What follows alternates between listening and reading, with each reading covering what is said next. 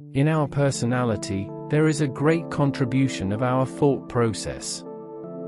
In a way, we can say that a person's life is the reflection of its thought process. Most of the people do take favorable or unfavorable circumstances as the responsible factor for what all they achieve in their lives. But all of us must keep one thing in mind, that any kind of circumstances are not capable in themselves to determine something, but in what way a particular situation is being handled is the real factor that can change anything drastically. Cause a particular situation is taken and handled by two different persons differently, and bring forward absolutely different results. A person's thought process not only discloses its standard of living, but also says a lot that how is his coming life going to be? What kind of relations is that person likely to have with the people around him? And by what extent would he be able to succeed in his life? Once a person with limited or minimum resources is likely to get succeeded in his life, but it is certainly very hard for a person with frivolous thought process, cause his thought process doesn't allow him to be receptive, and close the doors which, if were opened, could have opened many possibilities. In our life, as many as people we see as successful more than a limit, have one thing in common, and that is, they had never confined their thought process and have always been receptive. It's true that every one of us make its own assessment and can reckon about its caliber about doing something and recognize its depth.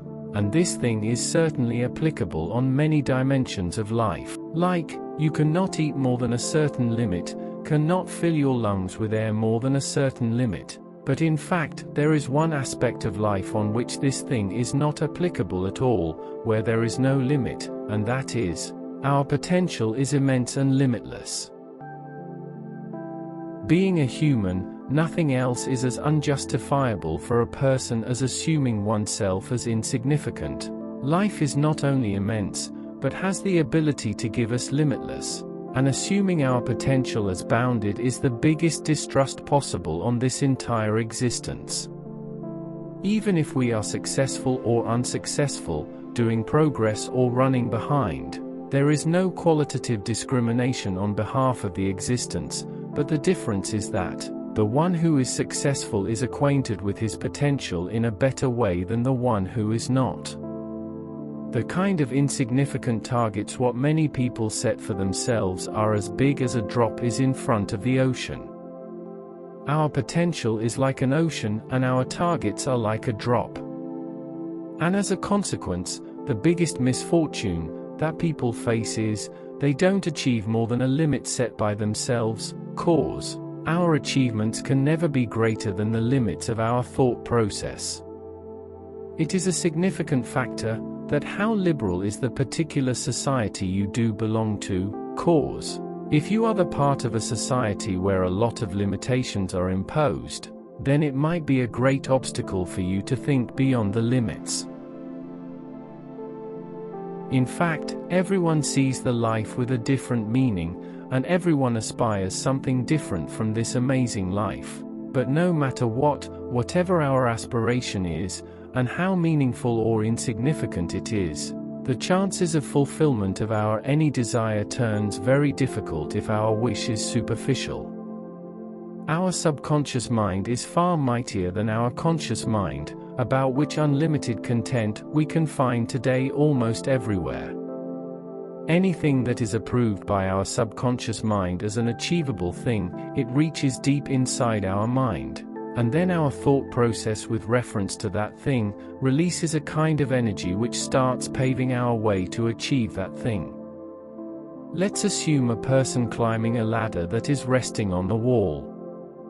Now this person who is climbing, for the sake of his safety, asks another person to hold that ladder carefully so that the ladder doesn't slip, and the another person holds the ladder for a few moments and then leaves the ladder.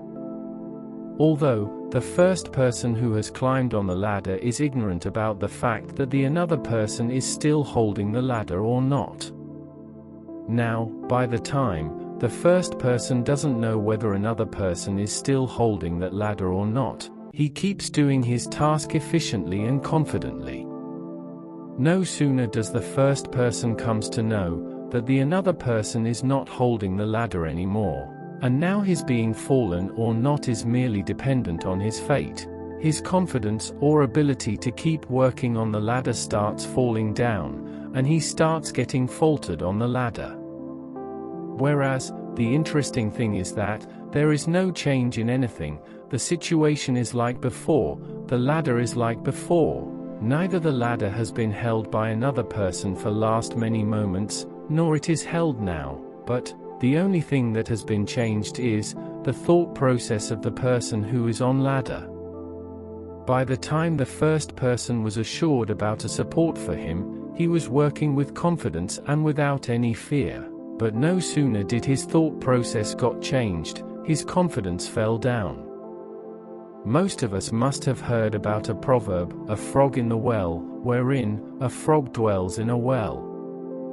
In the way that frog never comes out of its well and always assumes that the well he stays in is the entire world possible. The same is analogical to those people who live with frivolous thought process throughout the life, and assume their ability as very small and limited.